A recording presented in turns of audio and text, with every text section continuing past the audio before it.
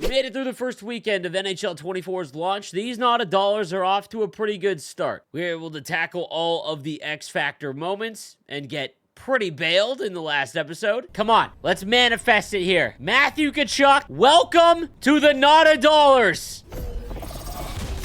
Let's go! And that was preceded by finishing the Power Up Icon Choice Pack, where we got Mike Pekka, as well as Ryan Smith from that pre-order bonus. Now, once you finish all of the live moments and you get your free cards from those two packs, the game kind of opens up, and we're about to hit our first weekly cycle of rewards. And for anyone brand new to Hockey Ultimate Team, this is where it gets kind of confusing. So essentially, you'll see timers under squad battles as well as under rivals. And what that means is that there is a weekly cutoff time and date in which the next day at 5 p.m. you will receive your rewards for that mode. For example, Rivals runs until Tuesday at 5 p.m. Eastern, and then you will receive your rewards for how you did during that Rivals week on Wednesday at 5 p.m. Squad Battles, it runs until Wednesday at 5 p.m., and you will receive your rewards for it on Thursday at 5 p.m. We'll get into Hut Champs, but that's in a couple episodes away. So I gotta catch you guys up. The Not a Dollars are my main team. I've been grinding, but I've been kind of going all over the place to try and get the lay of the land. The first thing I want to bring up is that once you have done all of the X Factor moments and everything, I'm getting a lot of questions about what should you do with all of your coins and players? Well, I think the first focus should be is to trade in as many gold non-NHL players as you can to get the X Factor choice pack done. Now again, X Factors are not going to have a tremendous amount of value. They're going to end up costing you a ton, and it is going to be very expensive to keep up with them, and it ends up being not worth it. But early on in the game, if you're no money spent, there are a bunch of X Factors that you could use with a very cheap upgrade cost, which is the method that I'm kind of taking in my no money spent team. So once you have finished this X Factor choice pack, it's a 30-day cooldown. For everyone that wasn't in my stream when we did the pack, here's how it went down. All right, here we go, fellas. Our last X Factor for quite some time on the Not a Dollar team. This is Connor McDavid. I can feel it in my bones. This is Connor McDavid. I'm excited. I don't know about you, but I'm excited to have the best card in the game. Spending $0. Here we go. God, do I need a big pull or what? I mean, we got Tkachuk in the last one, which is huge. Don't get me wrong. Just to reiterate, Connor McDavid is what we're looking for. I will also take Cale Makar because I have an untradeable 86 base Cale Makar, so to be able to get his free thing all the way up. I would also accept Jason Robertson because he's a former Niagara Ice Dog and his card is sick. And Jack Eichel and Braden Point. Other than that, no. We're not accepting anything other than that. All right? Here we go. Come on. Come on. What? No, we're going two. We're going two. We're going two. Here we go. Welcome to the Not a Dollars, Connor McDavid. Okay, Mitch Marner. Low-key, forgot about Mitch. Mitch actually has a decent X Factor. I've always hated his card. I've seen worse. But he's got good abilities. I'll accept that. So that one, that at least makes this pack not absolute trash. Okay, here we go. Connor McDavid's in here. He's lurking. He is lurking. Here we go. Me, right? Cool dude. Got to meet him in Vegas. No. Unfortunately, that's not going to do it. Come on! Be fun! Show me Connor McDavid! Well, okay. We've got Mitchie Stick. Actually, to be honest... Hold up. Wait a minute. Dude, Hillary might be better than Mitch. I actually think Hillary Knight is probably better than Mitch. Dude, her card is literally better. Like, I don't know... This isn't a stretch, man. I'm not trying to make this like a thing. Like, dude, okay, 90 speed, 91 acceleration. Low agility, though. Over 90 shooting. Hand stats are around 90. Body checking's 83. Couldn't just be fucking Connor McDavid, dude. Dude, he's got a worse shot by a bunch. Body checking's far lower. I can probably get her base card for stupid cheap. I also like the Leafs, though. Like, I am a Leafs fan. Like, a lot of my forwards have no body checking at all. Mitch is a liability defensively. YOLO! Hillary, welcome to the squad.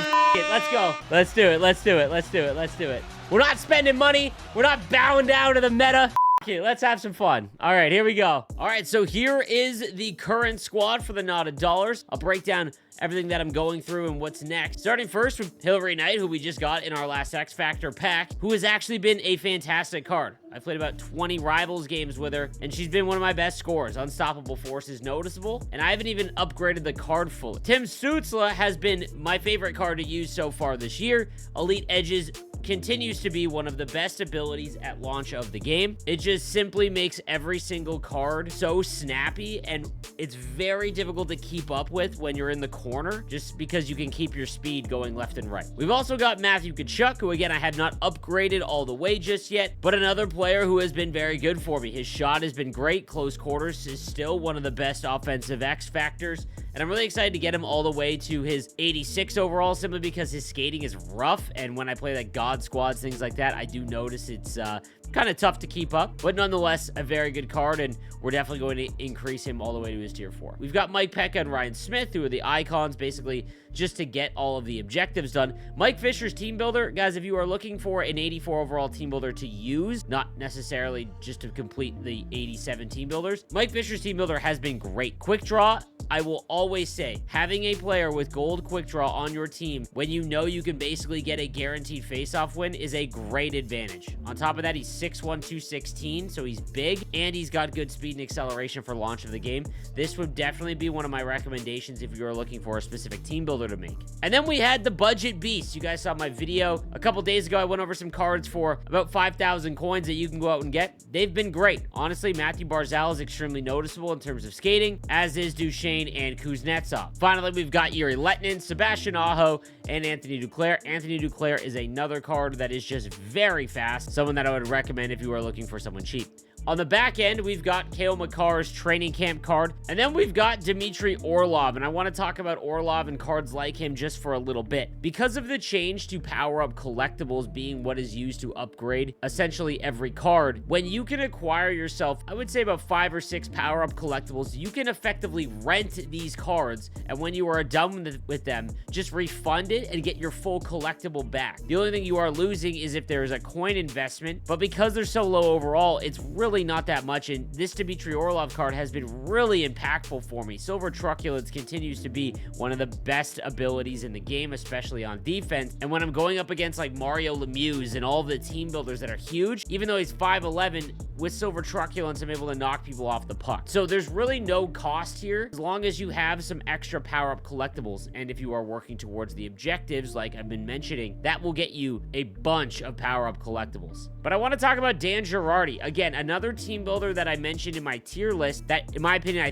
thought was the best rate when at launch of the game. I've played about 50 games with him. He is the most noticeable card on my team. He crushes everyone because he's got Silver Truculence and Gold Shutdown, and he's also faster than 87 speed and acceleration indicates. He's been super effective, and again, if anyone is looking for a team builder to make on your way to 87 overalls, Dan Girardi would be who I recommend. He's just been very good from start to finish. And then lastly, in net, Jacob Markstrom for like 5,000 coins has been unbelievable. So I've played about 30 Rivals games. I'm 18-11 with him, but his goals against is 192. The save percentage is 86-35. He's 6'6". Like, there's really not many better options right now. Go get yourself base Jacob Markstrom, and then don't think about it. Don't worry about it. Let's touch on those objectives, because since the last episode, the Headliners event has come out, and the initial objective list was absolutely brutal. However, after receiving feedback from the entire player base, they added the Headliners bonus objectives, which makes a lot more sense and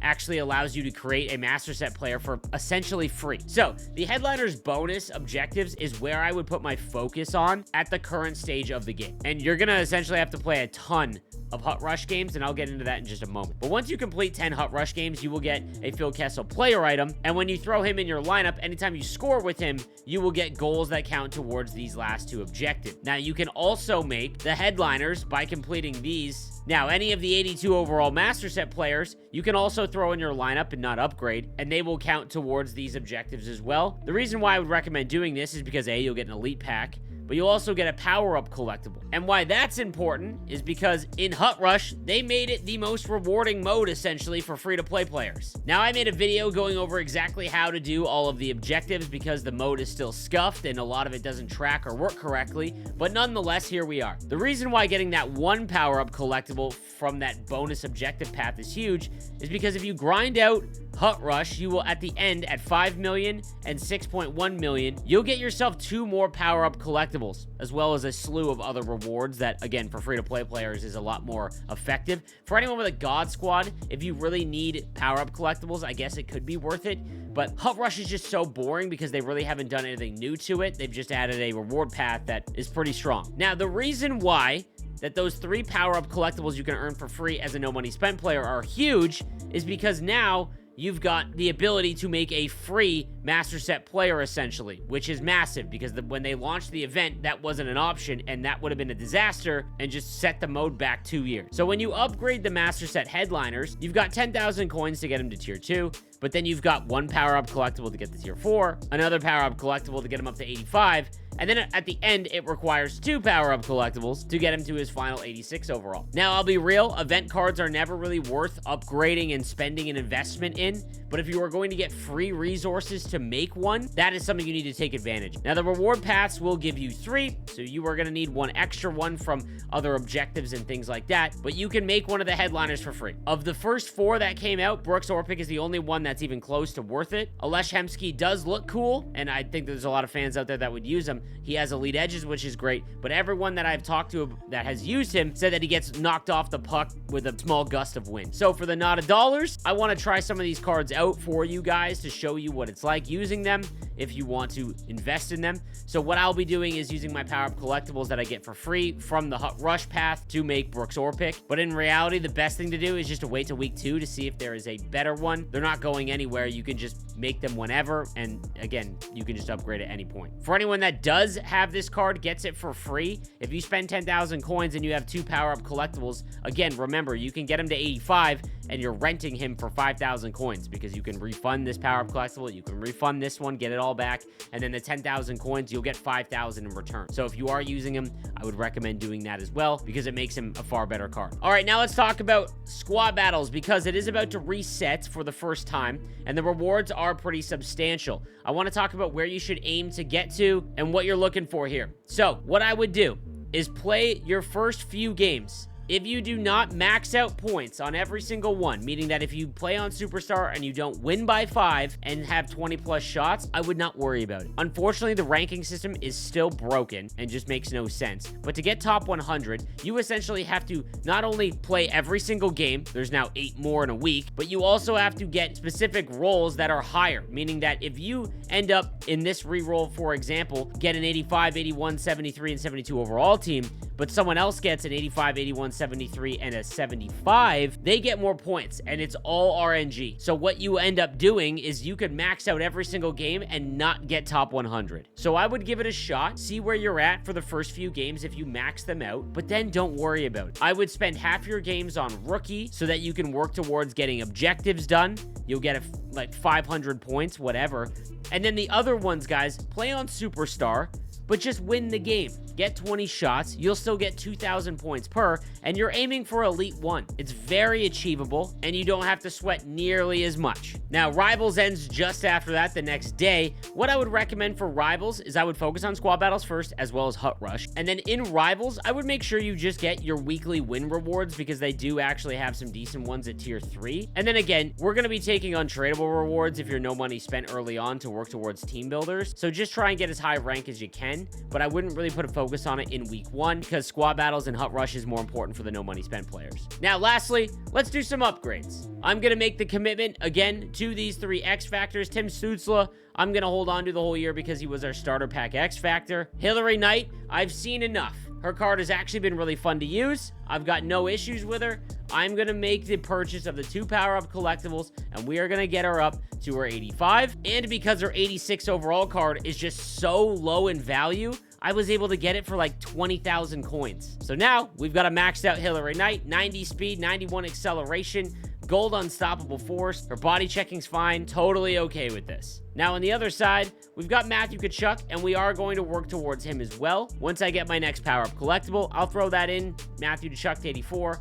And then I will buy Matthew Tkachuk's base card because it is far cheaper than the 65,000 coins that you need to get him all the way maxed out. For anyone that does have multiple icons and a few power-up collectibles, guys, don't forget, if you are using cards that power up and they only require one power-up collectible, you can throw that power-up collectible in while you're using them. Obviously, when you trade in icons, you're going to be losing those cards, so you're going to want to refund them all the way down to their lowest tier. You're going to lose 2,500 coins on this Mike Pekka card. You'll get the power-up collectible back, so while you're using them, you're better off just upgrading them and, again, using them to make your life a little bit easier while you're playing. Now, in the next episode, we're going to start tackling Rivals. I'll walk you through some Rivals gameplay and see how the team's shaping up as we head into our first reward cycle for the game, and I'll cover everything that you guys need to know about what to do with your Rivals, Squad Battle rewards, and everything else. Thank you guys again for watching. We'll see you next episode of the Knot of Dollars. Have a good one.